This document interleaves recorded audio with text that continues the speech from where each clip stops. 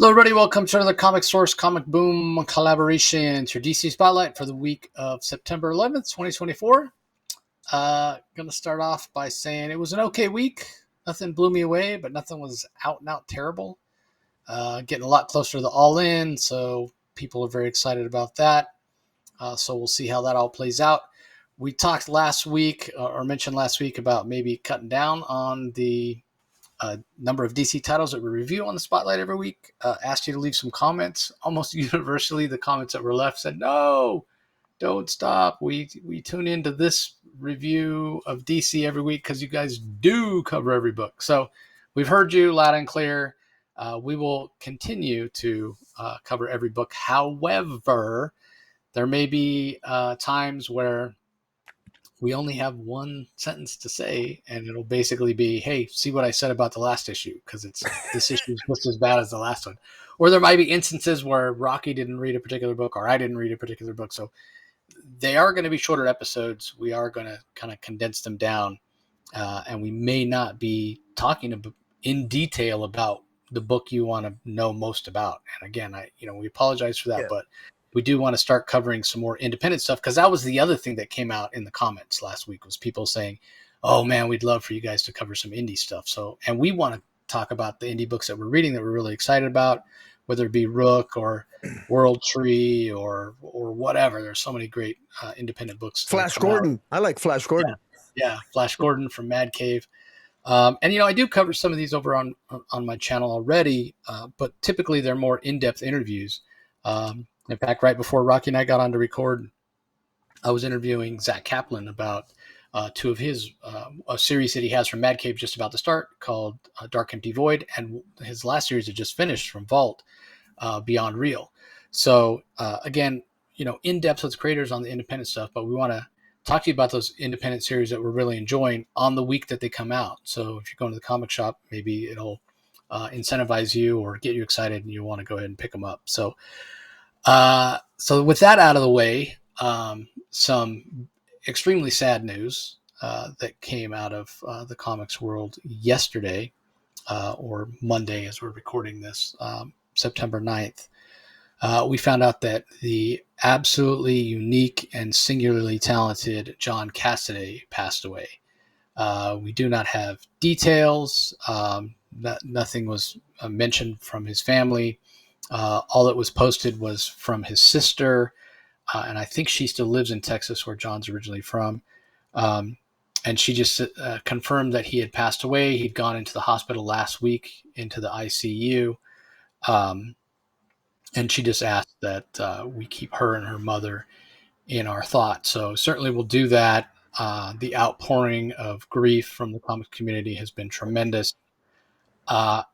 One of the things that I saw many, many comic artists say over and over, a lot of people working, not just artists, but writers as well. A lot of people in the comic industry say that they had drifted away from comics, and it was Cassady's art that brought them back, whether that be through Planetary, whether that be through Astonishing X-Men, whether that be through his work on Captain America. I saw that statement over and over and over.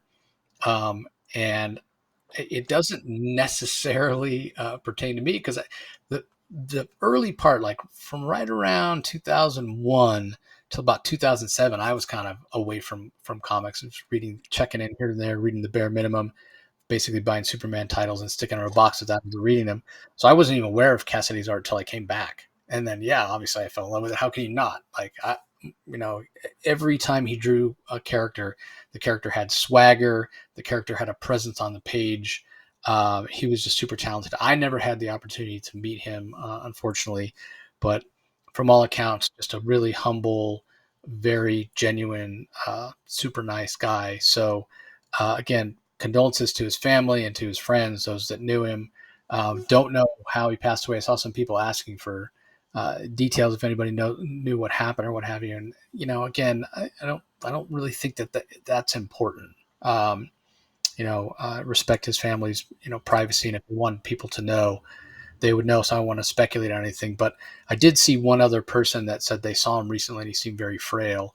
So clearly he was going through something, but it's a huge loss to the comic community. Most of his body of work is from the early 2000s.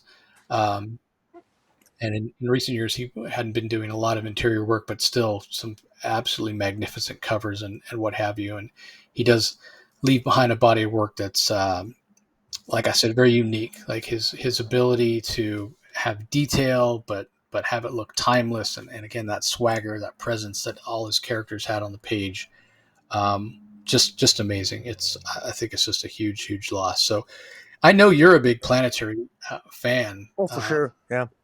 Yeah, Rocky. it's Planetary is amazing. I mean, it's one of the best collections, best series of all time. It's easily in my top 10, probably my top 5, possibly top 3, along with The Authority and Kingdom Come and New Frontier. It's I mean, he's his own adjective, frankly. And I've got Cassady's first work, Desperados, from back in the day. I've got all his covers on Dynamite. He did a lot of covers for Lone Ranger, with color work by Francavilla. And Francavilla is an artist himself, and he rarely colors other artists, but he actually colored Cassady's work. And John Cassady's great. And the funny thing is, I'm not an X-Men fan. I so rarely collect X-Men, but guess what hardcover collection I have of the X-Men? I've got John Cassady's work with Josh Whedon on the X-Men and hardcover, because and I I know a lot about that series only because the art and what have you. So what a tremendous loss. 52 years old. My God, 52 years, so young, so young. I heard he was frail. God damn, I don't know what it was, but just this one really stung. This one really stung. It hurts. Yeah, I mean that's not much older than I am. So yeah, it's really too bad. And again, our hearts go out to those that knew him, those that will miss him. It's definitely a tremendous loss for all involved. So before we dive in, one other thing I want to mention: I did get a chance to talk to Jeff Loeb um, about The Last Halloween. Technically, the title is Batman: The Long Halloween, The Last Halloween. Coming later this month. Next week, September 18th, is a zero issue, which is collects a couple of prologues that lead into the first issue, which comes out September 25th. We're going to get some covers from Tim Sale, from artwork that's never been seen before. And then the artists on the issues will be different artists for each issue, but legendary artists: Klaus Janson, Eduardo Riso, Bill Sienkiewicz, Dave Johnson, just to name a few. Each of them doing an issue. Mark Chiarello, who I don't know if he's ever done a full interior for a book. So a fitting tribute to Tim Sale, and it was fantastic. You can see how much the project, or hear how much the project means to Jeff Loeb, how excited he is for everybody to experience it if you go and check out my interview with him over on the Comic Source YouTube channel. So go and check that out if you are so inclined. All that being said, let's go ahead and dive into the books for this week, kicking it off with Batman 89 Echoes, Chapter 4. Sam Hamm is the writer, Joe Quinones on art, Stacy Lee and Jordan Gibson additional inks, Leonardo Ito on colors, Carlos M. Mangual on letters. So this is one of those situations. I'm going to start a little early with our sort of new take on the way we're going to be reviewing these DC books going forward. I don't have a lot to say about this book. And a lot of that has to do with, again, you can go listen to my comments about issue 3. This book it just takes so long to come out that I've forgotten, when the next issue comes out, I've already forgotten what happened in the previous issue. I can kind of piece it together as I'm reading. Oh yeah, okay, I remember Bruce Wayne's pretending to be Firefly. He's in Arkham Asylum. Arkham Asylum is being run by Jonathan Crane, what have you. I'm not saying the story's bad. The story's actually pretty entertaining. The art is fantastic. The art is amazing. It's so good. Definitely feels authentic. It feels like the Michael Keaton version of Batman. I like this visually. I like this version of Harley Quinn and what have you. So again, great story, beautiful art. The problem is, I find myself forgetting what's happened and not caring enough about this book. Like if this book came out on a monthly schedule, I would be singing its praises as one of the best books that DC's putting out. But it robs itself of that momentum and that praise by being on such an irregular schedule. And that's all I'm going to say about it. So if you want to talk more in detail about the plot or what have you, Rocky, go ahead. But I feel like if it can't come out on time, I'm not going to spend my time giving it a full review. Just not. Well, yeah, I will be. I'll just touch upon some points. I love the Joe Quinones art. Sam Hamm. I will say that I was pleased finally at the end of this issue. This is issue 4 already. This is a 6-issue series. We're at issue 4. It's taken a long time for us to finally get Batman in this issue. Finally Batman appears at the end of this because the Bruce Wayne has been in Arkham Asylum pretending to be Firefly, and he's there because he's trying to get information on who murdered Dr. Hugo Strange, who actually Bruce Wayne hired to actually develop a drug that helps people lose their short-term memory that he planned to use as Batman on people who maybe were exposed to his secret identity. And as it turned out, Jonathan Crane killed Dr. Hugo Strange, and so he went undercover. I love the work here. We met Harley. We met Harley Quinn. She's sort of like a TV talk show host, but she's also a psychiatrist. She's counseling Catwoman here. We meet Desmond, who is Blockbuster in this. He's a patient at Arkham Asylum.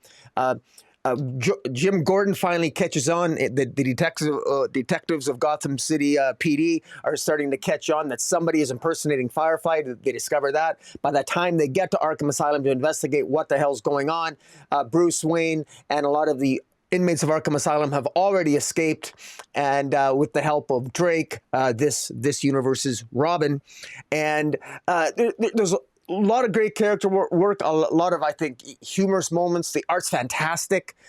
So you're absolutely right. The delay really sort of killed the momentum here. This really does feel like it's written more for the trade, but it will, at least as a consolation, people do wait for the trade. You will be rewarded if you wait for the trade, because this is, even at issue 4, and there's 2 issues left, this is a series that I think at the end, if we can get by our frustration with the delays as fans of the floppies, so to speak, this is I'm fairly confident this will be a trade worth picking up. Yeah, I would say it probably will read really well in the trade, and I kind of wish I'd waited for the trade, to be honest, because again, I feel like it's an entertaining story. There's a lot here in terms of just pure entertainment value. Even though the first Batman '89 series had some delays as well, but it wasn't anywhere near as extensive as these delays have been. But I think both of us had the criticism of it being a little too much focused on Two-Face as opposed to Batman. That's not the case here, even though we haven't seen Batman, but we've had a lot of Bruce Wayne. Just in terms of enjoyment and story, this one has been better, but I haven't even enjoyed it as much because of all the delays. It's just it's so frustrating. It's Justice Society all over again. So anyway, enough beating that dead horse. Up next, Green Lantern 15, Dogfight, written by Jeremy Adams, pencils by Fernando Passarin, inks by Eau Claire Albert, colors by Romulo Fajardo Jr. This is an absolute power tie-in. It is fun to see Hal and Flash teaming up. Wally West Flash, who doesn't have his powers. Hal's got his ring, but doesn't have powers. It doesn't have a charge. But he basically steals a bat plane, and this was something that Jeremy Adams teased at San Diego Comic-Con this last year. They basically break into the Hall of Order, formerly the Hall of Justice. And meanwhile, we have Dove from Hawk and Dove and Sapphire getting together. Dove doesn't really seem to be aware of what's going on with Waller and people, superheroes losing their powers, supervillains losing their powers. So Starfire goes to kind of rescue and inform her of what's going on, and they go try to meet up with the other heroes that are hiding in the Tower of Fate when what's his name shows up. Nate, I think it was his name, Nathaniel, which was Star Sapphire in her Carol Ferris identity. It was her fiance. We know he was heartbroken when she basically disappeared at the altar when they're about to get married, and flew off into space, became a Star Sapphire, flew off into space to save Hal. So he is now this gray looking lantern, one of the few emotions in the emotional spectrum that hasn't been represented yet. So it seems like Jeremy Adams is adding something to that. Like, we've got just about every color, right? We got red, orange, yellow, green, blue, indigo, violet, black, white. Now we're getting gray, and Yeah. it's Sorrow. Sorrow is what powers the gray rings, and it's really interesting because every time they're on the page, he just has all these gray tears coming down his face. He looks sort of very very dark, very depressing image. He's wearing a tattered cloak. There's always a bunch of gray smoke billowing around him. It's actually a very good visual, and it does convey a sense of sorrow. So while she's doing that, Hal and Wally are attacking the Hall of Order, trying to plant a T sphere that's supposed to extract all the information in the Hall of Order's computers, so that the heroes will know what's going on. So there's a lot of moving parts. There's a ton of action in this issue, and we've said it before, how some writers are able to move their story along, which that's exactly what Jeremy Adams is able to do here. Us getting the Sorrow Lantern, as I guess what I'll call him, and so moving his narrative along while also tying in seamlessly to what's going on with the Absolute Power event. Because yes, we have Hal without his powers, without his ring, stealing this bat plane, teaming up with Wally, that's a classic team up, right? Green Lantern and Flash, except it's turned on its head because Hal doesn't have his powers, Flash doesn't have his powers, and it's not Barry, it's Wally. But still, tons of action as they go, and they're successfully able to infiltrate the Hall of Order and plant the T-Sphere, and then Major Force attacks Hal while he's trying to get to that hidden lantern that we saw earlier in the run by Jeremy Adams, that lantern that's hidden under the ground, wherever it was, Africa somewhere, I think maybe it was. And Hal is able to recharge his ring and then meets up with Carol, and it's teased that finally here, the Green Lantern takes the fight to the United Planets. That's what we're going to see in Green Lantern Civil Corps special. So just an absolute action-packed issue. So much happens in this issue. So much story, not just for Absolute Power tie-in, not just to move that Absolute Power event forward, but also in Jeremy Adams' story in terms of Hal getting his ring powered back up, tease of what's to come in the Civil Corps special, Hal and Carol back together, Carol's confrontation with Nate. She's now aware there's a Sorrow Lantern out there. She may not be calling him a Sorrow Lantern or whatever, but she's aware that her fiance has powers, and it definitely ties into sadness and what have you. So, and all of this with gorgeous art, just really well done. Jeremy Adams is definitely playing well with others, as it were. And then there's a backup as well, but I'll give Rocky a chance to talk about the main story first. Yeah, Jeremy Adams, it's amazing how he can continue his main story, develop his own story in Green Lantern, and this seems like he spent days and days and days planning and coordinating this, if I didn't know better, with Mark Waid and the various writers of Task Force 7. And then because here we have development of the Amazon robot Jadestone, who is quickly turning into arguably one of my favorites, if not my favorite Amazon robot. And Jadestone as a result of Jadestone's communications with and discussions with Alan Scott, has decided to become a good guy. He's made that choice as an AI unit. He's made that choice, and ultimately he finds his life purpose in a large part because of his conversation with Alan Scott, and he apparently concludes that his life purpose is to be the protector of this new Green Lantern battery that is located now here on Earth that we were introduced to early in Jeremy Adams' Green Lantern run, and everything is coming together. And it seems like it was. If I didn't know better, I would think this was seamlessly planned. How often do we, as readers, complain about these events that it interferes with the main story of maybe our favorite comic book, like for example Green Lantern, and then it just sort of throws things off. The pacing is off, et cetera, et cetera. Jeremy Adams just really has masterfully fit it in here in a way that it feels natural and progressive. The pacing is great. You said it's action packed. I love Major Force. I love Hal Jordan here. Hal Jordan and Wally West. Hal Jordan. Bruce Wayne, who we thought was broke. Apparently, one of his private islands went into foreclosure or whatever. But he still had like a bat cave on a remote island. And Hal Jordan back in the day did all test drove all of Batman's bat jets, this one called a Bat Wolf. And so he basically shuts off all the safety protocols as Hal Jordan. He knows the safety limits because because he's flown these things before, and his communications with Oracle, he bypassed all the safety protocols. He's flying this jet right into the Hall of Order. There's literally a Batmobile on this bat jet as a weapon that flies out, weapons, jets, power, like chaos. Wally West on along for the ride. Major Force, attacking them, and Jade Stone coming into the fray at the end. Meanwhile, we got a side thing going on with Star Sapphire and Sorrow, along with Dove of Hawk and Dove. It just all weeds together so well.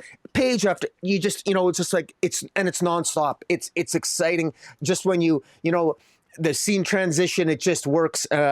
Fernando Passard's art just is the coup de grace. It just this really works well. And kudos to Jeremy Adams. Absolutely, for me, one of the candidates for pick of the week. Spoiler alert, man. I really, really love this issue.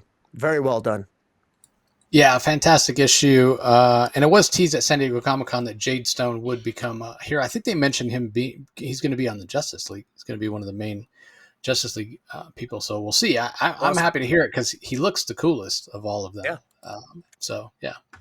Yeah. Mentioned a backup, which is a little bit of a prologue to, or they say it's an epilogue rather, to the Green Lantern War Journal Family Business. So it's written by the writer of that series, Philip Kennedy Johnson.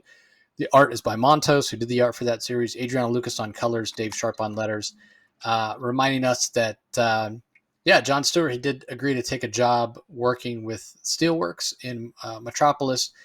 We get a little more context on Ellie, who was originally a construct from John's ring, but now appears to be sentient and kind of separate and independent on her own. We also get confirmation that John's mother is basically, the way John Stewart describes it, is she has become the soul of his ring. So when they talk to the ring and it talks back in a robotic voice, that's not the case with John Stewart. He talks to his ring, and again, his ring is unique because it's not just a Green Lantern ring powered by willpower, but it's also has some of the powers of the Revenant Queen or what have you. So it's definitely a unique ring, and now his mother is the voice of that ring. So we see that they're testing a train that's supposed to be kind of a light rail, if you will, that will help Metropolis for public transportation. And while they're testing it, they get attacked. We're not exactly sure who's attacking them or why. But between John Stewart, Ellie, Natasha Irons, and Steele, they're able to make short work of whoever it is that decided to attack them. But I did feel like, I won't go so far as to say this wasn't necessary because there's a lot of good information here. But what was interesting is if you were reading the War Journal story and paying attention, nothing here feels like it's new information. Again, we made some assumptions, but they seemed like the correct assumptions based on everything that happened and what we were told in the War Journal story. Now they're like officially confirmed. Yes, John's mother is the, basically intelligence of his ring. Yes, Ellie is her kind of own sentient being now. But again, those things might not have been explicitly said in the War Journal series, but it certainly seemed that though they were the assumptions I made based on the story that we got. But the other part of this is and I'm assuming this is why DC is coming at it this way, and why a lot of the information in here might not be new to people that were reading War Journal. They're going off the assumption that there are people that were reading Green Lantern that didn't pick up War Journal. So they have no idea what's been going on with John. They have no idea what his ring is about, that his mother is the voice of the ring. They have no idea who this little girl is, who appears to have Green Lantern abilities, but doesn't even wear a ring and doesn't wear a uniform. So I think that's sort of who this was for, sort of the target audience for this, because again, they do have the crossover that's coming up in the Civil Core special. So, yeah, fantastic main story, and the backup, while not necessarily new material for me, may be necessary for some. So, what are your thoughts on the backup, Rocky? Yeah, I agree. It sort of spelled out what, you know, you don't even have to be really an astute reader of the John Stewart Green Lantern series to have picked that up. I will say that maybe part of me was a little confused. I wasn't sure if John Stewart's mother was the soul of the Dark Star ring or the Green Lantern ring. I sort of guess it was probably more the Green Lantern ring. So there was some clarification there, and any doubt I have was removed. John Stewart has the Dark Star ring on his left middle finger and the Green Lantern ring on his right middle finger, and so he's basically got that old god, the old Dark Star in one ring and the Green Lantern in the other, and it's more interesting. And so for newer readers, I will say for new readers. I don't think that this backup, as good as it is, because it's the same artist, same writer.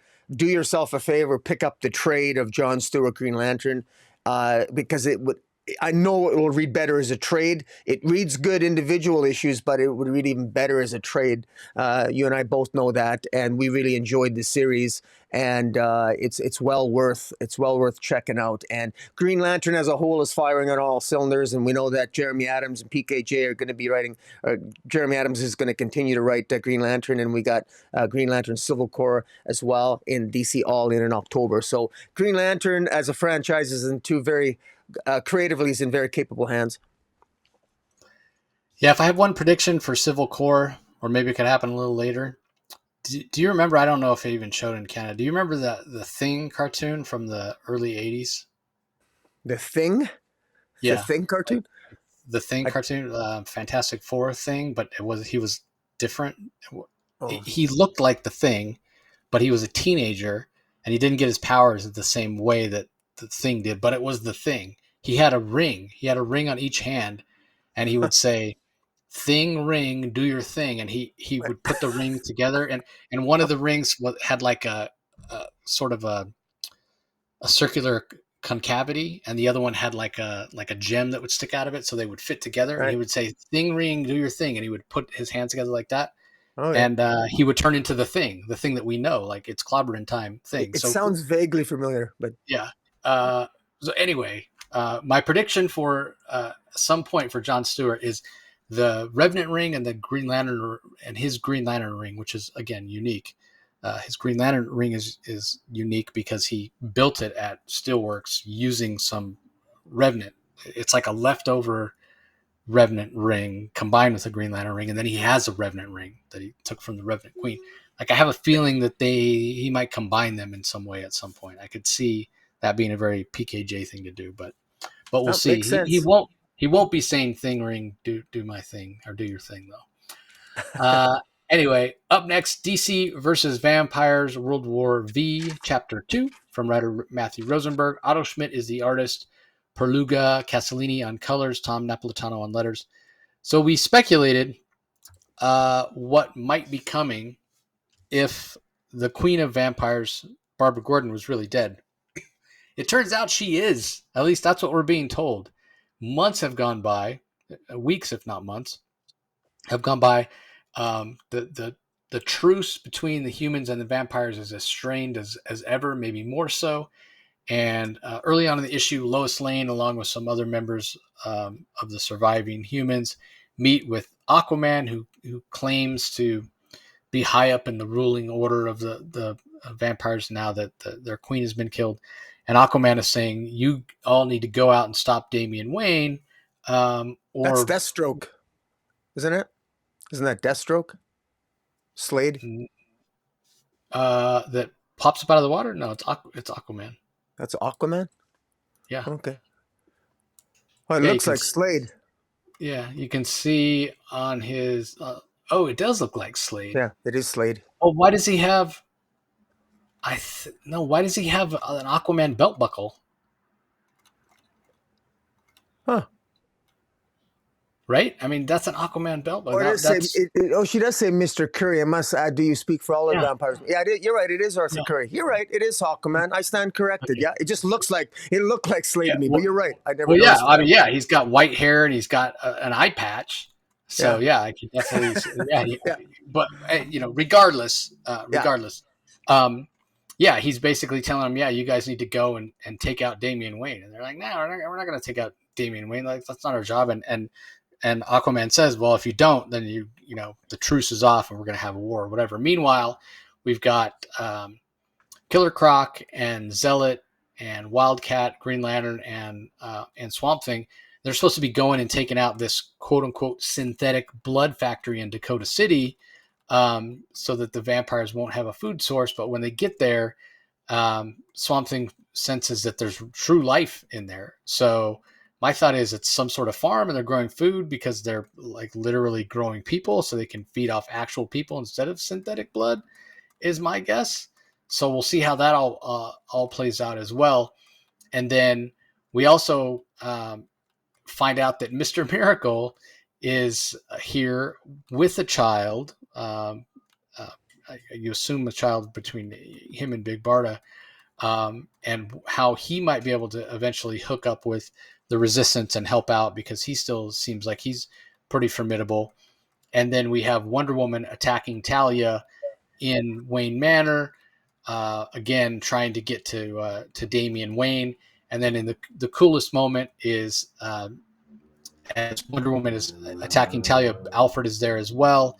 He goes into the trophy room, Batman's trophy room, and he ends up wielding a Green Lantern ring at the end, which is really fantastic.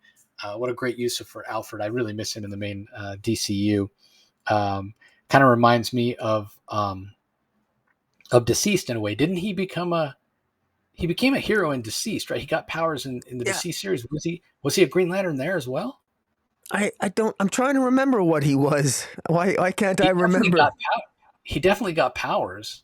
Uh, yeah. What was his powers? I Yeah. can't, Yeah, I can't oh my recall. But God. anyway, I can't it's recall. yeah, Yeah. it's great to see him become a Green Lantern. I think it's very appropriate. He's definitely able to overcome fear and has done many times throughout the years. Um, One of the things I am surprised about, and I have a little bit of mixed feelings. Like I give credit to Matthew Rosenberg because when we had him on to talk about the series before the first issue came out, we spent some time talking about Barbara Gordon and what kind of vampire leader she was going to be and all that. I mean, her rule, in terms of how long she was actually in charge of the vampires on, like if you could count the number of panels on one hand, I think, right? So, it may Yeah. have been an extended period of time just because there were time jumps between the series or what have you. But she really, in terms of how long she was in charge of the vampires on the comic page, it actually was not very long. So in a way, a little bit of wasted opportunity, wasted potential. But on the other hand, it goes to what Matthew was talking about as well when he came on, which was no one is safe. And just when and that's how one of the things he loves about writing this, kind of like The Walking Dead, right? Like you get invested in a character and then Kirkman kills him. Same thing here, kind of invested in Barbara Gordon. She certainly made sacrifices to to free Dick Grayson, and then ended up taking his place. Not ideally what she wanted to do. She wanted to save him. She ends up killing him and taking his place. And then she's taken off the page. So again, surprising and interesting on the one hand, but also a little bit of wasted potential on the other. But all that to say this, you know, Barbara Gordon being killed, she's off the page. Arthur Curry threatening Lois Lane, Wonder Woman attacking Talia, Alfred becoming a Green Lantern. You never know what to expect with this book, and that's what uh, Matthew Rosenberg is having fun writing, and that's what I'm having fun reading because I just literally don't know. I had no idea what's going to happen next in this book, which makes it really interesting and really fun because it is so unpredictable. Who's going to show up next? What direction is the story going to go? I have no idea. The Otto Schmidt art is fantastic. It very much suits this the tone of the world. A darker world, a cynical world, a world that feels like it's winding down. It's not the cleanest Otto Schmidt art that I've seen. I do prefer his cleaner style. Otto Schmidt's cleaner style reminds me a little bit more of Juan Ferreira art, which we'll talk about when we get to Batman Robin later. But I'll say this. I don't know that Otto Schmidt's really clean style would work as well as the art we're getting, because this isn't a clean story. This isn't a clean world. It's a dirty world. It's a world, like I said, that's winding down. So I love the little bit of a looser style that Otto Schmidt is giving us here. So yeah, this was a really enjoyable issue, jam packed, fast paced, a lot of stuff going on in this one. So what are your thoughts on it, Rocky? I'm most curious about who the child, Mr. Miracle, the product, presumably Big Barda's the mother. I can't remember from the first series if Big Barda is dead. I just can't remember. I'm kind of hoping she's still alive. I'd like to see Big Barda show up. It's funny when I think of Mr. Miracle and Big Barda's offspring, I think of their son Jacob in the Mr. Miracle series with Tom King. Jacob alludes to the mythology of Jacob's ladder, which is the ladder you climb to get out of hell. We're in a vampiric world, and it's hell. So this child could be the harbinger of things to come, but it's a daughter. So it's obviously can't be named Jacob, but it's a daughter. But it's still, I think it's quite clear that this daughter probably, I'm guessing, probably has some special abilities, or chosen one. Mr. Miracle is the great escape artist. He's also someone who's familiar with terrible places to live. He was raised on Apocalypse. So is Big Barda. And so if anybody can survive in this horrific vampiric landscape, it's absolutely Mr. Miracle. It's interesting, at the beginning, Mr. Miracle shows up. You think he's frozen to death when he's discovered he's discovered by these people, and yet he's not frozen to death. He survives. Clearly, scot-free is always somebody who manages to escape death himself, and I thought that was pretty cool. I wish Wonder Woman, I find it a little bit odd. Here's my little nitpick. I find it very hard to believe that Damian Wayne can somehow resist, can be both a vampire but maintain some of his humanity, but Wonder Woman can't. Really? I mean, if anybody ought to be able to resist just by her very nature a vampiric curse, it would be Wonder Woman. That's the only little, it's a nitpick. Obviously, Matthew Rosenberg's having fun. He can write whatever, create whatever rules he wants and do whatever he wants with these heroes. He gets to play in this sandbox since he pretty much he's the masterful storyteller, that he gets to do what he wants. That's his prerogative. I would just suggest that if anybody, if the one hero that was definitely given short thrift here, it was absolutely Wonder Woman. She would have, with her connection to the truth, the lasso, the Mother Gaia, I would have thought she would have been able to resist. But apparently Damian, this feels like uber Damian Wayne.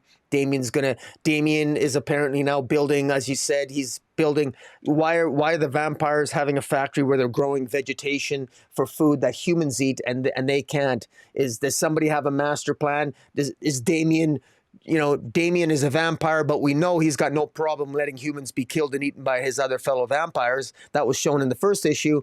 And now what's the machinations that are going on for him to grow vegetation? Presumably that could only be consumed by humans, not vampires. So there's more at play here. But I like the fact that I'm asking these questions. I'm curious to know what the answers are. And Matthew Rosenberg's doing a great job. And as you indicated, the art is pretty damn good by Otto Schmidt. I'm enjoying it. And you can talk about the backup now, which I completely missed. Yeah, I don't really have a heck of a lot to say about the backup. Batmite in a vampire comic? Yeah, it doesn't. I sort of don't understand why this backup is in this. Of all things, it doesn't make a whole heck of a lot of sense to me. But before I'll give the credits for the backup and talk about it a little bit. But before I do that, I do want to mention, or perhaps give a possible answer. Maybe the vampires, in terms of Damian Wayne being able to resist or whatever, maybe the vampires are not so different from us in that they don't like Damian Wayne either. They don't want to have anything to do with him. They don't really try to control him, or didn't try to control him early on because they didn't really like him.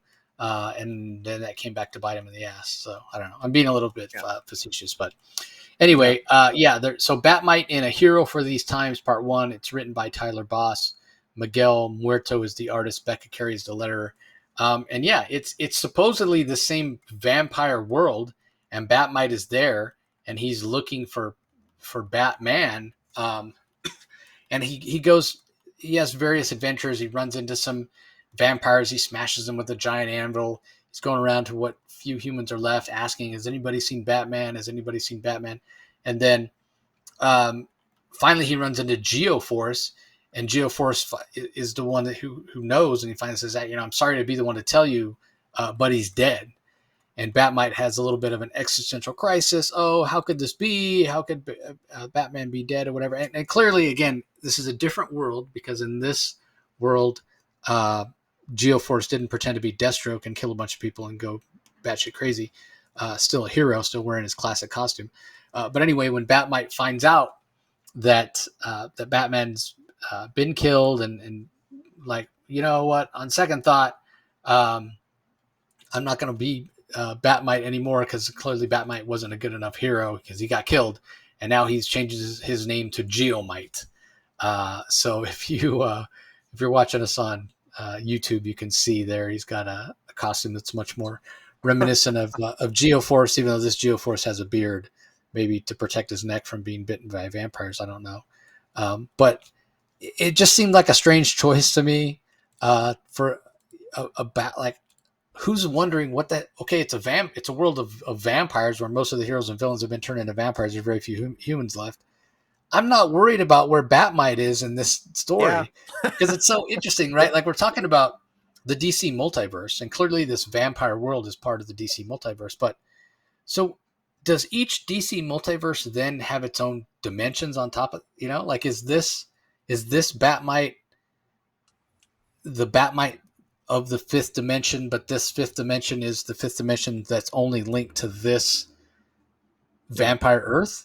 Yeah, it's a good question. Are there multiple sixth dimensions, or is there just one sixth dimension that for all the multiverse? Yeah, it's I don't know. I don't know.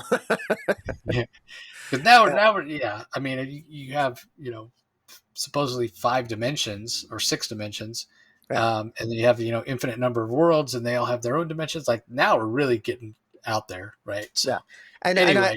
And I would say that introducing the sixth dimension into this storyline Geomite could wreak havoc in this world if he was to really let loose. So it seems odd.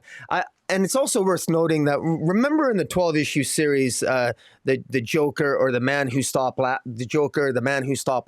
or whatever, the backups there were nonsensical. Matthew Rosenberg's backups, and they had no relation to the main story, and they didn't really seem to have a rhyme, reason, or purpose. I like the art, like Frank Avila did a lot of the art, so I like the art, but story-wise, narratively, it served no purpose to the main story, and I'm wondering if this is just going to be the same thing, because it does seem really, really odd. But, Matthew Rosenberg, he can do whatever he wants in this world. It's going to be really odd if can you imagine, what if Geomite gets bitten by the vampire bug? Will it affect him? I mean, is he going to go there? I guess we'll have to wait and see. Yeah, well, keep in mind Tyler Boss is the one that's writing this, so I'm sure Matthew. Fair enough. He may have input on it, and I want to be so. Sixth dimension is the one they went to in Wade's World's Finest, so it was kind of beyond. But fifth dimensional imps is what Mixil's, Pitalik, and Batmite and all those guys are. So anyway, if you're so inclined, check it out. Let us know what you think. Up next, I got 0 to say about this. Nightwing Uncovered #1. Variant covers by Giuseppe Camoncola, Eric Prianto, Salvador Larroca, Matt Herms, Vasco Grega, Bruno Redondo, and a ton of others. Alan Qua, whatever. There is dialogue. They try to make a little bit of a story. I don't know why they bother, but there's dialogue here. It's written by Ivan Cohen. There are some fantastic covers here. Obviously, there are a bunch of variants. It's Nightwing Uncovered. It's just a collection of his variants. If anybody didn't need a collection of variants, it probably was Nightwing. I get Power Girl. I get Harley Quinn. It's a little bit more of kind of an attraction to people. But Nightwing, I guess because people love his butt. I don't know. This one seemed like an odd collection to me, but whatever. I guess if you love Nightwing and you want more variant covers that you couldn't afford to get or didn't have a chance to get, then I guess this is for you. Yeah, I like the covers. My one little pet peeve, and it's a criticism, and it's probably unfair because I don't pretend to know the economics of comic book publishing. But these are all redundancies. They've been published before, so this should be $1 comic. This should be $1.99 comic. This should be something that it should be a loss leader. To use that economic term, they shouldn't make money on this. They should break even. They should literally give this away, because you shouldn't charge. I mean, the price tag on this shouldn't be more than $3.99. It should be $1.99 because this is reprinted material. That's just my selfish opinion. But because I won't be picking it up. But anyways, I wouldn't pick it up for $1. Yeah. If it was $1, I'm certainly not going to pay whatever the cover price is, likely $3.99 or $4.99. So whatever. All right. Up next, we have Absolute Power Task Force 7, number 7, Global Guardian, this is the final issue. I guess it's a chance for DC to show us what's going on with other heroes outside of the United States. It's written by Dan Waters. Art is by Fran Gallen. Letters by Dave Sharp. Doesn't say. I guess Fran Gallen does his own colors, which is interesting. The art, in a lot of ways, reminded me a little bit of, what's his name? Brereton. Dan Brereton. Dan Brereton? Yeah. He did Thrill Killer, which was in Elseworlds.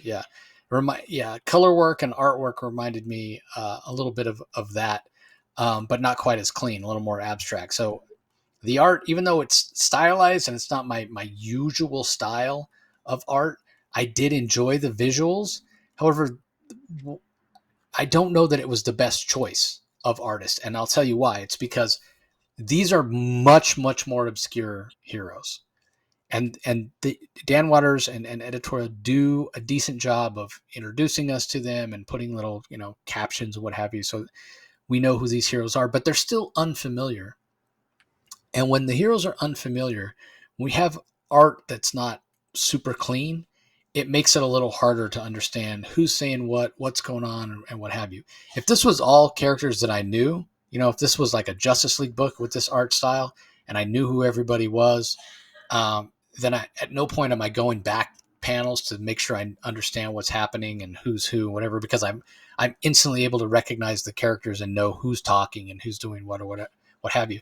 That's not the case here. So it was a little bit of a struggle to read this. I kept having to go back and be like, who is this? What's going on? What have you?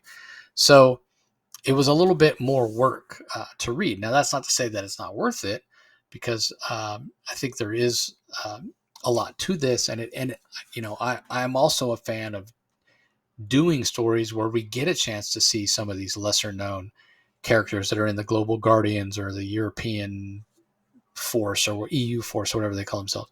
So from that standpoint, I did enjoy it. However, it doesn't feel like necessary. There's nothing that particularly happens in this issue that informs the events of Absolute Power, which is so interesting, right? Like, I almost feel like even though this series would not exist without the Absolute Power event, a lot of the most important events that have happened outside of the main series have happened in backups of books that I would have been reading anyway, books that would exist even without the event, like Batman. Like last week's Batman backup was very important, and to the point where I wondered why it wasn't in one of the main series.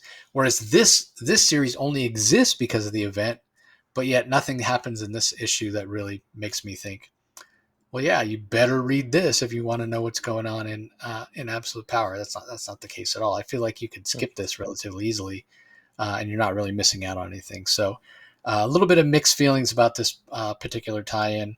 I'm sort of glad that this series is done, because as much as there were certain issues that I really enjoyed, just because of the nature of it basically being weekly, different artist, different writer on each one, there's been no consistency. Some of the issues have been really good, some of them not so. But even throwing aside the level of quality and how it's varied, there just even hasn't been a consistency of tone. Obviously, there hasn't been a consistency of artwork. So almost interesting that they chose to make this a series, right? Like, why not just do it as a series of one shots? And you could have called it Absolute Power, colon, whatever the name of the Amazo robot that's in that particular issue. That's been the only thing that's been consistent. We've gotten a different Amazo robot in each one of these, right? Whether it be Jadestone or Velocity or Depth Charge or whoever. You should have just called it Absolute Power, colon, and then the name of whatever the Amazo robot was. Maybe they thought that would be too derivative of what they did in Dark Knight's Metal, where that's exactly what they did. It was Dark Knight's Metal Devastator, Dark Knight's Metal Dawnbringer, or whatever. So maybe that's why they didn't want to repeat themselves. But yeah, this one probably in the middle of the pack for quality. I think individually the art is strong and the story is relatively decent.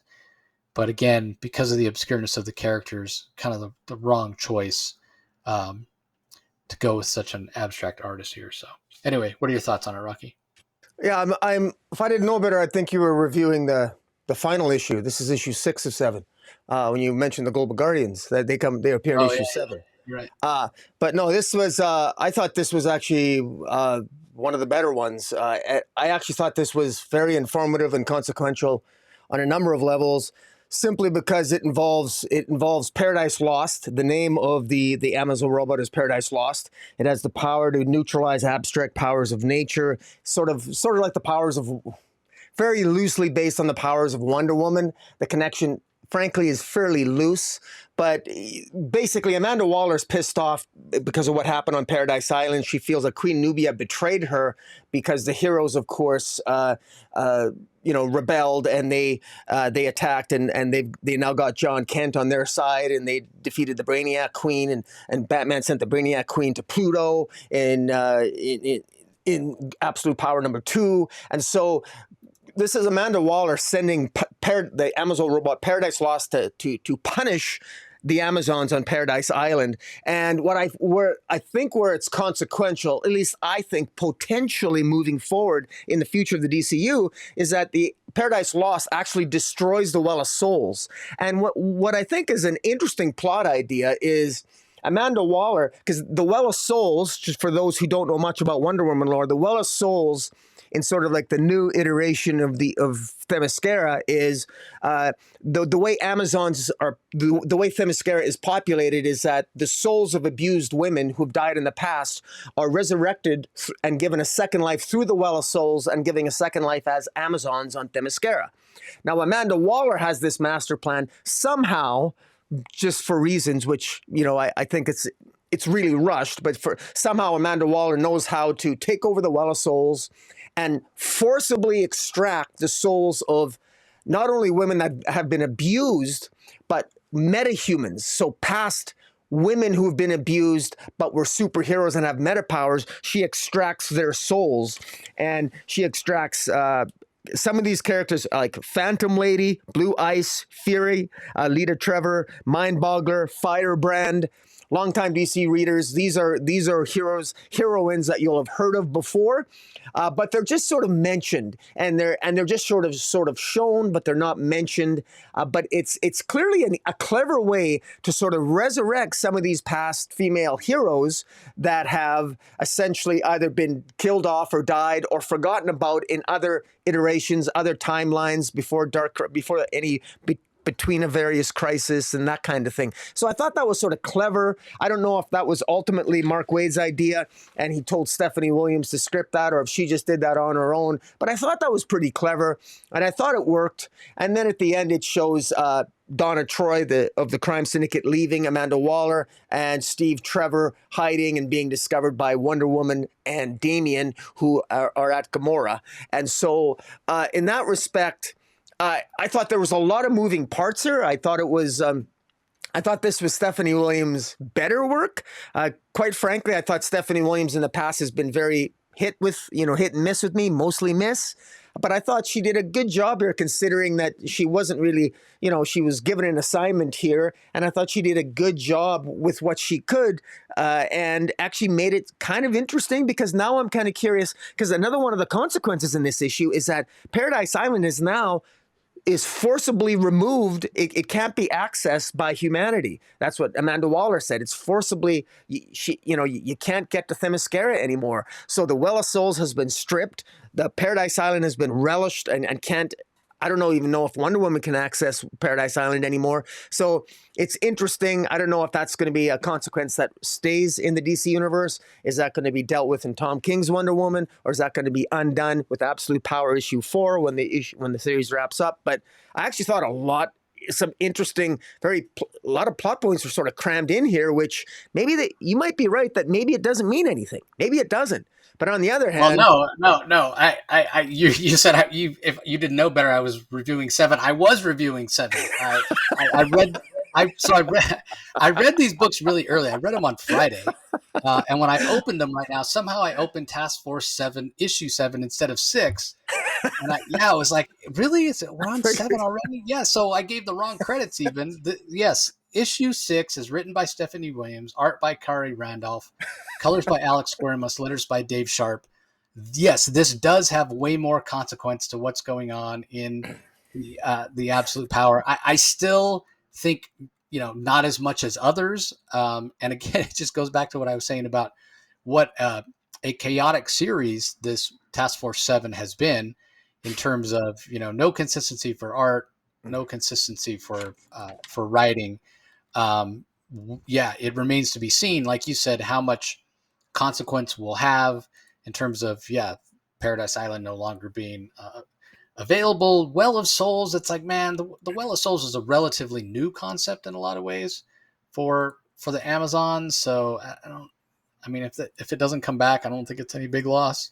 Yeah. Well, so I just want to correct you. It's actually an old concept. Like back in the Silver Age, it was a concept, the Well of Souls. Gotcha. And then in the modern age, it was lost under the Prez era, and then it came back recently in the last 5 years. So, so it it's had its history, but now very clearly it's had more of a pronounced history in present day. So that makes sense. So so we'll see. I mean, like you said, it remains to be seen how much consequence we'll have from this. I think that there's potential for sure, but going back to what we've said when we reviewed the Wonder Woman issues that we've had that have tied in, Tom King doesn't necessarily play well with others. So is it going to matter that this could possibly tie in or not? I guess we'll have to wait and find out. So all right. Sorry about that, everybody. Reviewing the wrong book. From the DC Vault, Robin Lives, number 3, chapter 3, The Sidekick. James DeMatteis, writer. Rick Leonardi is the artist. Rico Renzi on colors. Taylor Esposito on letters. I know there have been issues of this that you haven't read, Rocky. Is this one that you... I did read this one. I did read it, yeah. Okay. Give us your thoughts. Well, I surprised myself by actually enjoying this more than I thought I would, because I don't know what it was, but I sort of had a visceral negative reaction to this series coming out, asking myself, why does it exist? And which is kind of an unfair thing for it. I was kind of being a kind of a dick about it.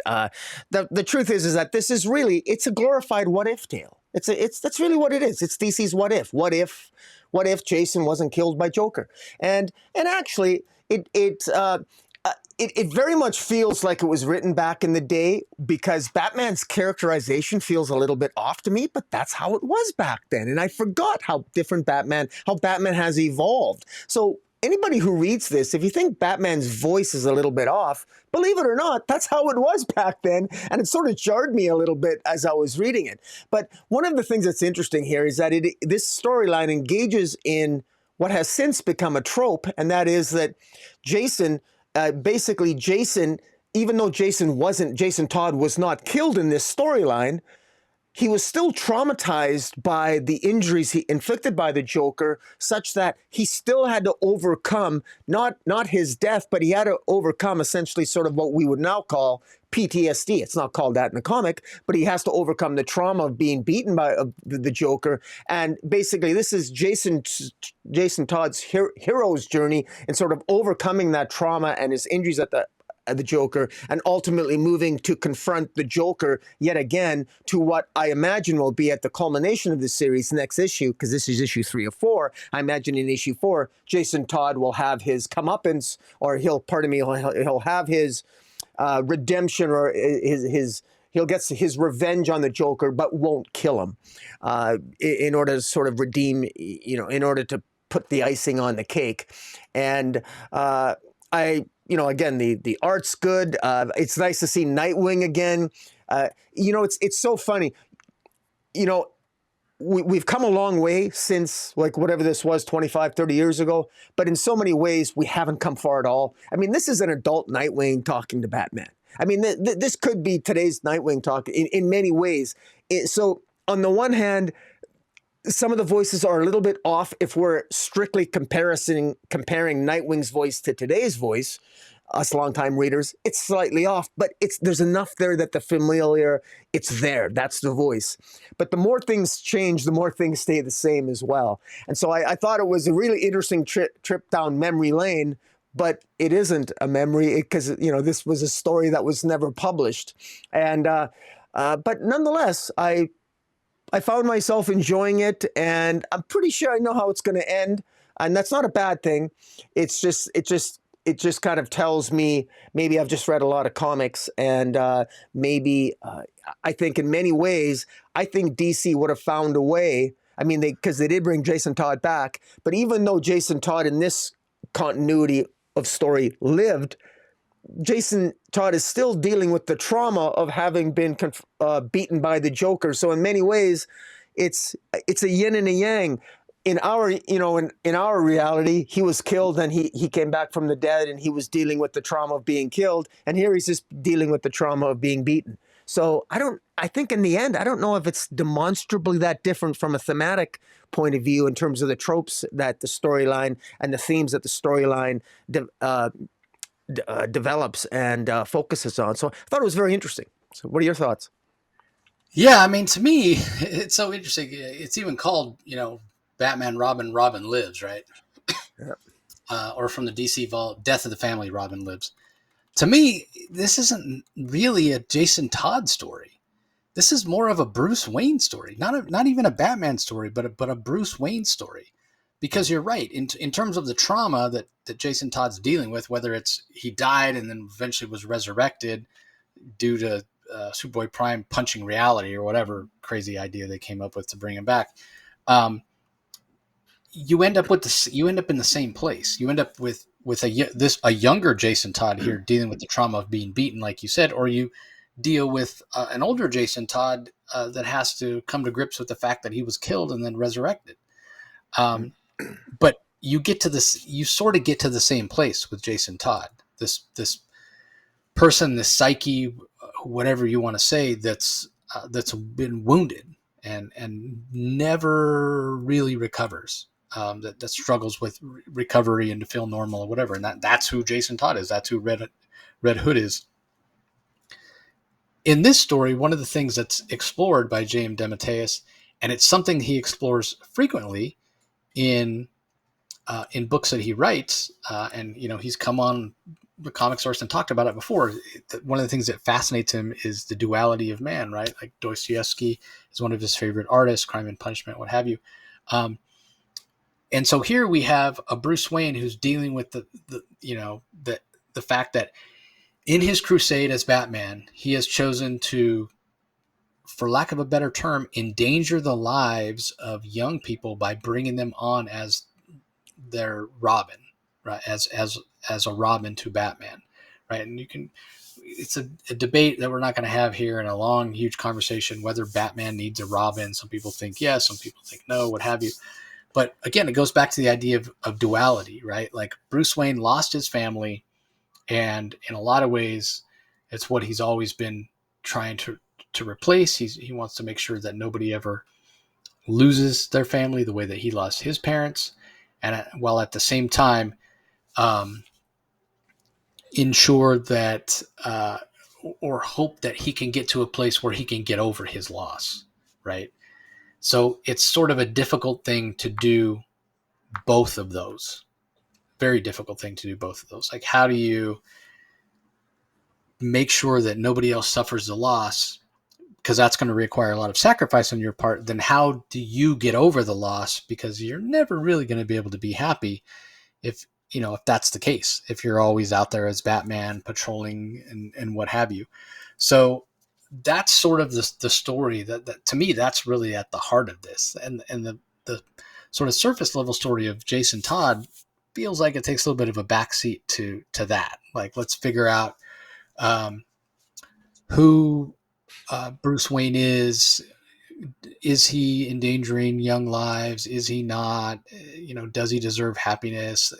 That sort of thing, while trying to be Batman. And so, yeah, it's a very interesting dynamic, is what I would say. And I don't necessarily have the answer, but again, I find it to be really interesting. So, all right, let's move on. Up next, we have Gotham by Gaslight, issue number 4. Gotham by Gaslight, the Kryptonian Age, I should say. Issue number 4, written by Andy Diggle. Leonardo Fernandez is the artist. Matt Hollingsworth on colors. Simon Bowl on letters. Give us your thoughts on this one. All right. Sorry, I'm just have to work the screen in. This issue has to do with quite a bit with Alan Scott. And I love the world that Andy Diggle is building here. I continue to be impressed. My only complaint is that this is going to be over in 6 issues, and this is really more of just an introduction to this world. And for me, I already know that this Kryptonian Age series will be ending too quickly for me. But I really like I love the development here with Alan Scott. I love the fact that he actually acquires the ring. We saw the forces of the League of Shadows attacking the train that Alan Scott was on, that was carrying a lot of the artifacts of the Kryptonian age that were being ordered by Bruce Wayne to be shipped ultimately to Gotham. And ultimately, agents of the League of Shadows, I guess, were just blew up the tracks. There's really touching moments, and just a really great. It's great pacing, great scenes, all leading to this Alan Scott discovering the power of the Green Flame. And a lot of the same, it's a similar mythology and prophecy of the Green Flame. First, somebody there'll be a death, followed by a life, followed by a resurrection. There's sort of the prophecy that leads to like the Green Flame for Alan Scott, the Alan Scott Green Lantern origin, and it works really well. Meanwhile, we got Batman of Gotham by Gaslight, Batman, doing his own interrogations, interrogating a lot of the ship captains who smuggled in Talia al Ghul's League of Assassins, and just again a great progression of events. We also see Wonder Woman, who we got I really love Wonder Woman's origin, coming from Skataris, sort of like this underground hellish sort of place where the Amazons were, and she's learning the language of English very quickly, and she's really impressing Adam Strange, and she's she's doing her best to learn more about man's world as they travel closer back to Gotham. There's a lot of moving parts here, and it all works really well. We get to meet the Lois Lane and the Jimmy Olsen of this world, and Lois Lane is exactly what you would expect. She's passionate. She's all about freedom of the press. She hates Lex Luthor. We meet Lex Luthor. We also meet what I believe is a John Henry Irons of this era, and all of which is centered around this mystique and intrigue. All the characters in some way are moving toward enveloping or finding out more about these Kryptonian artifacts, giving rise to the Kryptonian Age, which began to glow in 1863 or 1860, whatever it was, when Superman Kal-El's ship landed in Texas at that time. And I think it's next issue 5, where we get to meet the Kryptonian Ages, Gotham by Gaslight Superman. And I love all these moving parts. And what I it sort of ends on an interesting note. It looks like it could be a sort of a live wire, or maybe not live wire, but who's that character from Milestone character? The electric with electrical powers. The Milestone character. Static? Yeah, Static. I'm wondering if the final page where Victor Stone, I guess it's Victor Stone, is showed by Lex Luthor, a character, and I wonder if that's the Gotham by Gaslight's version of Static on that final page, or it might be live wire. We shall see. But I like the fact that Andy Diggle is building his own universe here, and it's a lot of fun. I got to tell you, just as a general observation, Gotham by Gaslight, Kryptonian Age. We got Matthew Rosenberg on DCV Vampires. We got All Winter, Dark Knights of Steel All Winter. I really, really love the fact that we've got different Elseworlds ongoing tales, or at least miniseries that are just exploring the different potentials of all these characters, because I feel that we got Easter eggs everywhere, and I really, really like that. I hope DC continues that. But this continues to really impress me, and I do want to give a shout out to the artist Leandro Fernandez and Matt Hollingsworth on the art, and Simon Boland on the lettering. I've been loving this series, and it's also one of my candidates for pick of the week. I'm going to have a tough choice this week. What about yourself? Yeah. We mentioned before how fantastic this series has been in terms of world building, and that continues in this issue for sure. I missed the John Henry Irons. I didn't see where it was Victor Stone. I was mistaken. Okay. It was Victor Stone. So Cyborg, Cyborg version, but clearly not a cyborg. How could he be? Will it be apocalyptic technology that turns him into cyborg? Steampunk apocalyptic technology? I guess we'll have to wait and see. But yeah, what I continue to be impressed by is going back and thinking about the first Gotham by Gaslight, how the story wasn't really big in terms of scope, certainly ambitious and certainly interesting, and focused on a Batman of a different era, but still worthy of the mantle, and a Bruce Wayne that still dealt with loss or what have you. He barely shows up at all in this issue. And that's okay. I don't miss him per se. It's okay that he's not really here. And we've just had such fantastic world building from Alan Scott to Lois Lane and Jimmy Olsen, like you said, Perry White, just so much fun. Lex Luthor showing up here, Mercy Graves. So this feels like these are familiar characters. Like, we know the names, but in terms of them looking recognizable or a version that we've seen before, that's not the case. They're very much not a version that we've seen before. So I've really been enjoying what Diggle's been doing. Very impressed by the world building. The Leandro Fernandez art is fantastic.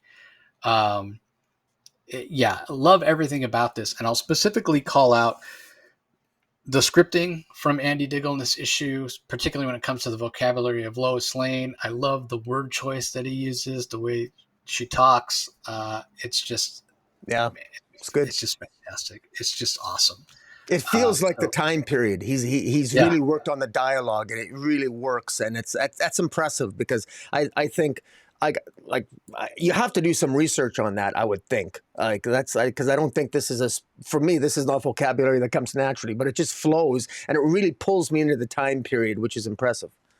Yeah, I wonder how much being from the UK helps him, right? Because he doesn't. It's possible. I don't know for sure, but I would think that he comes into it with less preconceptions than an American. American writer might not do as much research for authenticity as Andy Diggle is doing, because they might just assume I'm American. I know what the Old West was like, or what have you. So I wonder if that plays into it, where he's actually doing a little bit more work than an American writer might, because he's not American himself. So all right, up next we have Primer Clashing Colors, issue number 3, written by Jennifer Murrow and Thomas Krajewski, art by Nicoletta Balderi, letters by Wes Abbott. I don't have a lot to say about this particular issue. And that's not because it's not very good. On the contrary, it's very good. It feels very authentic to me in terms of feeling like a primer story and being a lot of fun. Um, so I very much enjoyed it. Um, but there's it, and it's not predictable either. But it is sort of a very traditional young hero tale here. Yes, it goes as you would sort of expect with Primer winning the day, as it were. So I've enjoyed this series throughout. I think it's very enjoyable for anybody who's a young reader and wants to get into comics. I think the art is fantastic. There's a lot of great visuals. Overall, I just thought this series from start to finish was fantastic. So, what are your thoughts on it, Rocky? I thought it was excellent. I want to give a shout out to the writers Jennifer Muro and Thomas Kajewski, art by Nicoletta Balderi, letters by Wes Abbott. This is really good. I love the themes here, and what Primer is she's a foster child, and she's already struggled with calling her foster mom. Her dad's in jail. She doesn't know anything about her real mom. Meanwhile, she's been betrayed by who she thought was somebody who was her friend, who ends up being Ravager, Rose. And Rose also has got some mommy issues, misses her mom because her mom died, her father's death stroke. And so while they're battling each other, they're actually talking out each other, and they discover that, they have quite a bit in common. They both have mommy issues. They both have mommy issues and, frankly, daddy issues. I mean, they really have a lot in common, and that really comes through the 60 pages here. It took me, I can't believe I read this as quickly as I did. It was, when I first looked at it, it was 60 pages long. My God, it's going to take me forever to read. The pages just flew by, because it's so well written, and there's actual character development here, and I enjoyed reading it. And there's some tropes, of course. She's learning these lessons, but so is Rose. And Rose is a hero, Rose is a villain, but doesn't really want to be, and she's doing it to impress her dad. In other words, she's doing it for all the wrong reasons. But Primer herself has a different kind of relationship with her dad, who's in jail, who is always trying to manipulate her to break him out. And at the end, of course, he tries to manipulate Primer further by saying, "Break me out and I'll show you where your mom is." So we got more drama moving forward. We also have Primer trying to impress the Teen Titans, and that works to great effect. The color work here is absolutely fantastic, as it must be, and fortunately it is, because Primer's powers are based on paints, and she gets a different paint is a different power. And so the color, some of the colorful page, I mean, it looks like a painting. It almost looks like a messy painter's landscape, but there's a rhyme and reason to everything, and it really flows off the page. And how even when she fights Deathstroke and fights Rose, she actually has help from her from her foster parents, and from her, I guess, her foster brother or friend, Luke, I think his name is. And it really works well. And I sort of like the fact that the violence itself, even though you're dealing with Deathstroke and Rose, it's toned down a little bit, that this Deathstroke isn't like a diehard. He's not a child killer per se, although he does threaten that. There's a certain there's a certain tone to this comic that just works, and they get it right, the creative team here, and it really works well. And boy, is this going to make a nice trade. This is a third issue, 60 pages. I think the first two issues are 60 pages long as well. As a trade, 180 pages long. This is going to be a fantastic trade. Originally, it already came out as a trade, I think, or the first volume did. So this is a welcome addition to Primer. I say again, I sound like a broken record. You said it too. I think Primer would be a welcome addition. Have a mainstream version of Primer in the DC universe, because I actually think that there's something about her power set that would be an interesting addition to the DC universe. But very well done, and another candidate for pick of the week. I mean, it's a tough one. I could give out gold, silver, and bronze at this. I feel like this is the Olympics. Yeah, I mean, every time Primer comes out, it's a candidate for Book of the Week because it's so good. Yeah. So yeah, I mean, highest possible recommendation. Go out there and check it out. It's just the tone of the story. I mean, it's just perfect for younger readers. Well, readers of all ages can enjoy it. Younger readers, I think, are going to identify a little bit more with the things that she's going through. can definitely create a new comic fan. And yeah, it's pretty clear to me that we're going to get more. I mean, based on the success of the first volume, based on the success from what I know of the sales of the second volume, plus that cliffhanger ending with her horrible, imprisoned father saying, "Oh, I've lied to you all this time. Your mother's not really dead, and I know where she is." I mean, God, that's got to be the next story, right? Her going in search of her mother. So we'll see how that plays out. Okay, last book we're going to talk about in detail this week is Batman and Robin number 13, final issue of the Joshua Williamson run.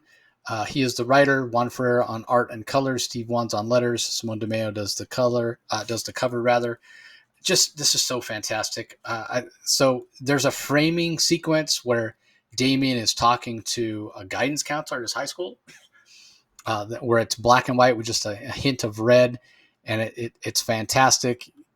She's asking questions. How was I see that you were absent from school a little bit recently. Yeah, I was on an overseas trip with my father, and she asks him questions, and he answers, and he's being truthful, but then we get flashbacks to what happened on the island, and we can see there's a lot more subtext to what he's saying than what she realizes. She's taking it at face value, not being aware that he's Robin and Bruce Wayne is Batman.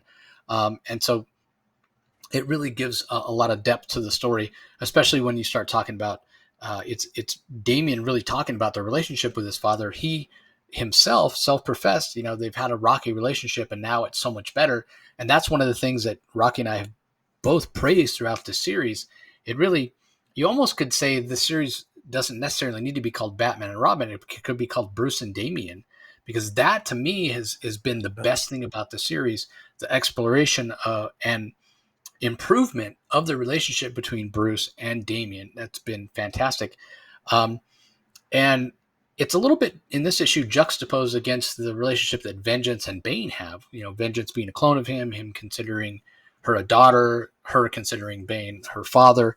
And it's not that they have a contentious relationship, but you can see the differences, right? Like they haven't known each other as long. There's not the level of trust. She distrusts Batman. Bane seems to want to do some thinking, in his own words. At the end, he gives up. He gives himself up. He goes to Gotham City with Batman and Robin, allows himself to be put in Blackgate, requests to be put in solitary confinement, says that, so I have some thinking to do. He wants to go back to his roots, as it were. That's how he grew up, in solitary confinement on Santa Pricia. So really interesting place to leave Bane and for Joshua Williamson to leave Damian and Bruce. I think this has been an underrated series. I haven't heard a lot of people talking about what great character dynamic Joshua Williamson has brought to the father-son relationship of Batman and Robin. And that's all kind of the touchy-feely, like emotional relationship stuff, right? In those flashback scenes, what we also get is a ton of action. We get Bane fighting dinosaurs. We get last issue ended on a cliffhanger where Damian had taken or had been shot with a vial of the dinosaur enhanced venom. So he was huge. He was out for revenge against Bane. So he's fighting against Bane, and will he kill him? Will he? Won't he? Batman sends Maya to get the anti-venom that's on the bat plane. So there's a lot of other moving parts. There's a lot of action. All of it feels believable, and the way things are resolved aren't, your traditional, hey, let's just punch our way out of the problem. It's a lot more fleshed out and real story than that really leans into the character dynamics that I talked about at the beginning. So Joshua Williamson, again, he's done a pretty good job in this series. I think my biggest nitpick on the series throughout was the Simone DeMeo art. Just didn't feel that his art suited the tone of the story. As opposed to something like, the first time I ever saw Simone DeMeo art was on We Only Find Them When They're Dead. Speaking of independent, us covering more indie stuff. That's a Boom series from Al Ewing that is so damn good. And I can't imagine anybody but Simone DeMeo doing the art for that. His art works there. It doesn't work as well here. But all that being said, the strength of the series has been the characterization, like I said, that Williamson has given us. And despite how strong the series has been at times, I think this is the best issue. Like, Williamson is ending on a huge high note. Like, he should take a bow, leave him wanting more. He just does a fantastic job. And I think the Juan Ferreira art is fantastic as well in this particular issue. So, here we go again. This is, again, another candidate for Book of the Week for me. Really, really strong showing from Williamson in this issue. So, what are your thoughts on it? Well, I agree that it's a nice capstone to Joshua Williamson's run, because you nailed it. The common theme with Joshua Williamson's run was that the relationship between Bruce Wayne and Damian. And it's funny. This series started. The timing of when this series began with issue 1 was terrible, because it started in the midst of Gotham War, if you remember, and it just didn't jive well. It wasn't consistent with what was going on with Gotham War, with Bruce Wayne's state of mind, and that was it. And that did it a disservice to Joshua Williamson's credit. And I think long term, this 13 issues is going to really work well in a trade, because if people want to know what the essence of the Bruce Wayne and Batman and Damian dynamic is, and what it had to overcome, and what Bruce and Damian had to overcome, the summaries, the story development, and even you had Damian's girlfriend, references to Damian's past, the loss of Alfred, Bane's arguable redemption, or at least the inevitable confrontation, which was a long time coming between Damian and Bane. Those things, all of that happened, and this was needed. So this 13 issues, Joshua Williamson really did nail it.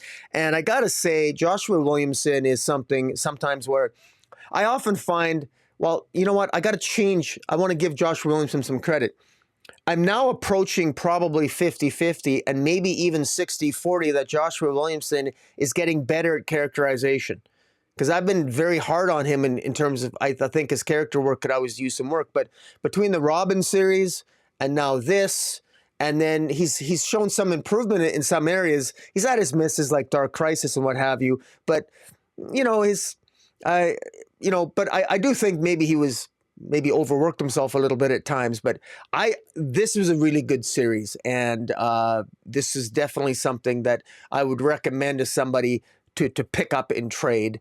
And it's the perfect capstone for Joshua Williamson to leave the title, leading into Philip Kennedy Johnson beginning, highlighting the new creative team in next issue on issue 14. So it's quite good. Yeah. Do you remember who the artist is? He has somebody really good. I can't think of who it is. I can't remember. All right. Well, I'm going to look that up. It might even say, does it not say? Oh, no, it just says at the end, it says a new creative team and a new story. Next issue. It doesn't say who it is. Yeah, I'll look it up while you talk about the next book. Last book we're going to talk about in detail. I think I said that was the last book. There's actually one more. Shazam 15, written by Josie Campbell, Emanuela Lupacchino on art, Trish Mulvihill on colors, and Troy Petrie on letters. Where in the world is Billy Batson finale? What do you think of this? I didn't mind this. One of the central questions of Shazam has been, what exactly is the relationship? Or let me rephrase that. One of the things that's confused me, that I've never really gotten a handle on, is what exactly is the relationship between Shazam and Billy Batson? Who's in control of the ship? Is it Billy Batson? Is it Shazam? And where does Shazam go when Billy Batson is Billy Batson? And then where does Billy go when he's Shazam?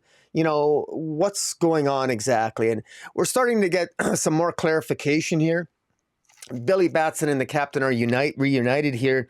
And essentially, Josie Campbell, I think, does a good job establishing the fact that, all in the midst of this battle with Cobra, the Cobra Society has essentially given power to Cull and the Submen, who Cull is sort of the last of the Titans and the leader of the Submen, and he's sort of attacking the world.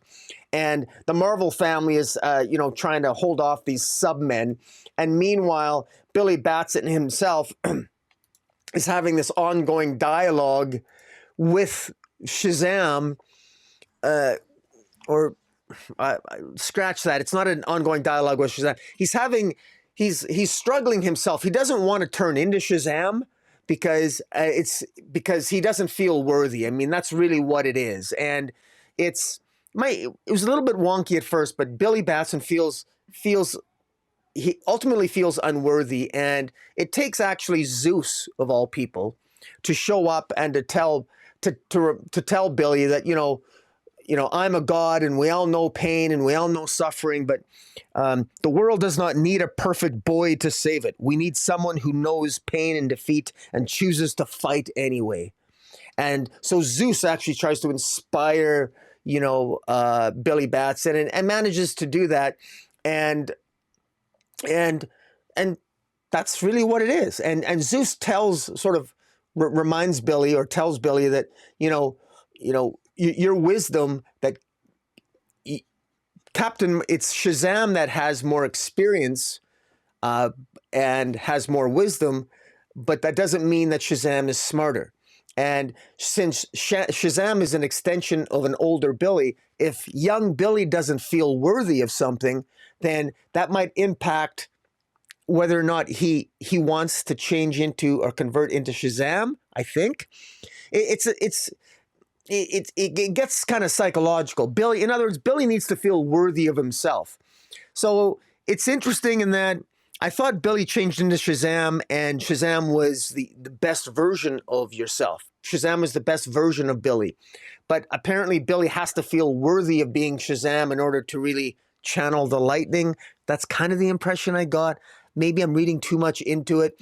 But it was nice to see, Billy get some confidence and change into Shazam, and then Freddie Freeman changed into Captain Marvel Jr. That was pretty cool, and that happened at the end. And Josie Campbell, I think, is trying to nail down what that relationship is like. I think I saw I think it's been mildly spoiled in terms of what the relationship's going to be like between Shazam and Billy Batson, because it's interesting that Billy Batson needs almost now, in this issue, he has to feel worthy about himself. He feels worthy about himself. He's reminded that it's okay to feel and to lose and to feel pain and to fail and to experience failure. You can still be worthy of a mantle, even though you don't always succeed. It's sort of like Thor. Thor had to feel.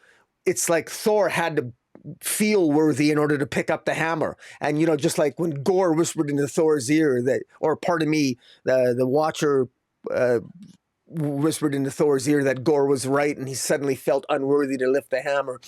That's what it sort of reminded me of. So worthiness is kind of an interesting factor here with the Billy Batson Shazam dynamic.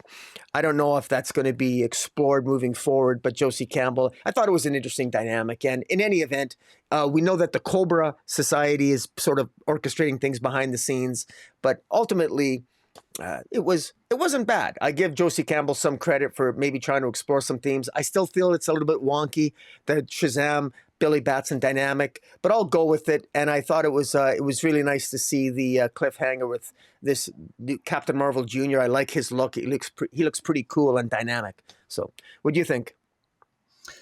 Yeah, it is definitely a departure from what we've seen before from the relationship between Billy Batson and Captain Marvel. I mean, in my mind, they were always literally separate people. And that's just not the case anymore. Now we're told that Shazam is an older, wiser Billy. The wisdom of Solomon. It's not the same as intelligence. Only comes from experience, and Billy's got to have more experience and what have you. And so it feels a little bit wonky for lack of a better term. And I don't know that I'm the biggest fan of going in this direction with Shazam as a character. But this is what we're getting. So this is what we have to go with. So, Yeah. but yeah, it feels a little strange. It feels a little strange to be heading in this direction with Billy Batson. But I do feel like after this story, we can kind of close the book on anything that any plot threads or what have you that Mark Waid really had left in the story. So I am curious to see where it goes from here. Yeah. Although, is it continuing now that I think about it? Well, there is one. There, I think there's another issue after this, isn't there? Yeah, there's another issue after this. I don't remember seeing it. Yeah. I don't remember seeing it in the solicits for DC All In. So I wonder, Well, it says 'cause find this- out next month in Shazam 16. I on the final page. So I'm assuming there's yeah, another issue. I It mean, says, and this is the end of the. Oh yeah, because DC. Yeah, I guess it is All In. I must have missed it because we have the same creative team. But yeah, I'm looking at the cover right now, and it definitely has the All In well, logo. I got a question about this issue. This is what I'm confused. How can I don't know how Zeus can tell Billy Batson that Shazam has more wisdom because he has more experience. Wisdom comes from experience, and Shazam has more experience. Explain to me how Shazam has more experience than Billy Batson. Yeah, that's my point. That makes no sense. If Shazam, yes, we're explicitly told that Shazam is just an older, more experienced Billy Batson. But unless time travel comes into it, exactly, how can he? Yes, how can he possibly have more experience? He only exists because Billy says Shazam. Yeah, again, that's what I'm saying. Like, it doesn't make sense. That's why I always consider them two different people. But now we're told that's not, and I don't really like it. But as I've become fond of saying, this is what editorial's telling me. This is what I got to go with. So I guess I got to buy into it. So, but it definitely feels wonky and can't think about it too hard. It really falls apart. So. There is one other single issue we're not going to talk about in detail because it's Looney Tunes number 280. But if you're so inclined, you can check that out. All right, in terms of collections this week, there are quite a few of them. We've got Superman Action Comics Volume 2 to Hell and Back. This collects, this is the second collection of the Philip Kennedy Johnson run. Collects issues 1057 to 1059, plus the Doomsday Special and Night Terrors Action Comics 1 and 2. We also have Batman Volume 3, The Joker Year 1 hardcover. So this is the third volume of the Chip Zdarsky run. So we've got Zdarsky, Jorge Jimenez, Adriano Sorrentino does some art in this as well. And then we've got Batman 66 Omnibus, which collects the Batman 66 Lost Episode, as well as Batman 66 1 through 30. I didn't realize there were 30 issues of that Batman 66 series. Batman Superman World's Finest, Volume 4. That's Volume 4 of the Mark Waid run, collecting issues 20 through 24. Brave and the Bold, Volume 1, Lords of Luck trade paperback, which collects the first arc of the new series from Mark Waid and artist George Perez. Interesting that it says new series. I think it means the new Brave and the Bold series as opposed to the classic one. That one's 160 pages. Then we've got The Joker by James Tynion, which collects the Joker 1 through 15 series, which was really more of a James Gordon story than a Joker story, thank God, as well as the 2020-2021 annual and Batman the Joker Warzone, plus material from Batman 100. We've got Nightwing, Volume 5, Time of the Titans. This is the fifth volume of the Tom Taylor run with art mostly by Bruno Redondo, but Travis Moore does some of the art as well. And then the Wesley Dodd Sandman miniseries that Rocky and I both loved from Robert Venditti and Riley Rossmo has the entirety of that series collected, issues 1 through 6 in a trade paperback this week as well. And there are several of those collections this week that have two covers. So you have kind of a either hardcover, softcover, or some of them are direct market and then newsstand. So the Batman one has two covers. The World of Sinus has two covers, and the Nightwing one has two covers. So so that's what we have in terms of collections this week. And now it comes time for Book of the Week, which how about you go first this time? Yeah, it's so interesting because uh, it was definitely an above average week. Everything was pretty solid to great, and there were no stinkers, but nothing was like outstanding. Nothing stood out like head and shoulders above anything else in my mind. I mean, Green Lantern was great, tons of action. Um, I thought the Gotham by Gaslight was really great. Primer, Clashing Colors was really great. Best issue of Batman and Robin. Um, so it's really hard to pick. But ultimately, I'm going to go with Gotham by Gaslight, Kryptonian Age #4, which, if I had to guess, that's what I would guess that your pick would have been.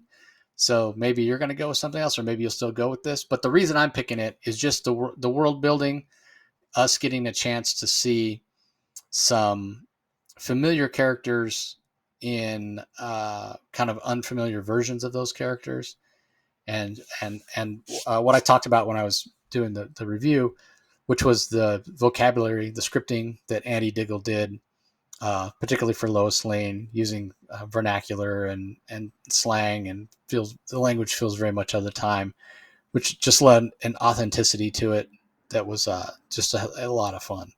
So yeah, that's what I'm going with. Maybe a bit of a surprise pick, because I haven't been enjoying this series. I've been enjoying it, but not as much as you have. Yeah. And I so often pick Primer when it comes out, so I wanted to switch it up a little bit here. So yeah, that's my pick. Yeah, well, thank you for picking that because you made it easier for me because I'm glad because it deserves to be pick of the week. Because my 1 and 2, I really like DC Vampires, DC v Vampires. I really like that. Batman and Robin are really good too. So really the top Primer was excellent, absolutely excellent. It ended on a cliffhanger too. Boy, it was so good. But at the end of the day, I just got to go with Green Lantern. It's I thought Jeremy Adams just did such a fantastic job. You know, coming in, this was in many ways he's shoehorning this big event. He's got to mesh it with his own storyline. He's at his own development that he's wanted to deal with, and somehow he's managed to expand the mythology even further by in an amazing way incorporating Jadestone, bringing Star Sapphire and Hal Jordan together, having epic moments for Hal Jordan, classic Green Lantern Flash team up, and it's just fantastic. I mean, like really literally Top Gun moments with. But he's not flying a jet; he's flying the Bat Wolf. I mean, odd name for a jet. You'd call it it's not a bat jet; it's a Bat Wolf. But whatever, it works. Hal Jordan. Hal Jordan really is cool. Dare I say, Jeremy Adams makes Hal Jordan more cool than Batman. I got to say that, and it's just a really fantastic series, and we of course we got Sorrow, yet another addition to the emotional spectrum, and just so very well done. Just overall, it's been a really great week. It's not too often that we have 4 solid comics that we have a difficult time choosing our pick of the weeks on, but this is a wonderful problem to have. I hope we keep having it for DC moving forward. Yeah, I agree. A really great week of books from DC, and yeah, although like I said at the top, be a slight change. We will continue to review everything. Although some of the reviews are going to shrink massively, where we're literally going to have a sentence or two, and both some of us, one or both of us, may not have anything to say if we didn't read a particular issue at all. So again, it just doesn't make sense to continue reading things that we're not enjoying, because then we're just kind of beating a dead horse. If we don't have anything good to say about it, then maybe we should just shut up, And there's a couple series that come to mind, Flash being chief among them, unfortunately, right now. Yeah, I mean, it's so bad. But what can you do? Although, I'm sort of torn, and we'll talk more about it. But there's a couple of comics that storylines that I may not necessarily like, but I want to get out a good rant. So there might be some rants. I might have to throw in a couple rants here and there, but we'll have to see. Yeah, and again, I mean, some of the books that we've traditionally that have been up and down, maybe more down than up for us. We're getting new creative teams on some of those and new story arcs. With All In, new story arcs are starting, so you kind of want to give everything a chance. And from that point of view, Harley Quinn comes to mind, right? With Elliot Kalin, what's his take going to be? I don't know that I have it in me to read a bunch more zany Harley. I just don't. But Elliot Kalin's a talented writer, and maybe he's going to bring something new and fresh to the character. So we'll have to wait and see. Yeah. Anyway, that's going to do it for this episode, everybody. Don't forget to head over to the Comic Source YouTube channel. Tons of interviews over there. I've been doing like an interview a day, sometimes two. So there's been a lot of content coming out over there. So definitely appreciate the support. If you're checking this out on the Comic Source YouTube channel, don't forget you can go back and listen to thousands of episodes on the Comic Source audio only feed. Just go to whatever app or platform you get your podcast from, do a search for the Comic Source and subscribe. Conversely, if you are listening on the podcast feed and you want to check out Rocky's channel, just head to YouTube, Comic Space Boom, ! You can check out our DC Spotlight every week and all the other content that he's put out in the past and content that's to come in the future. So we appreciate the support as always, and we will talk to you next time. Catch you later.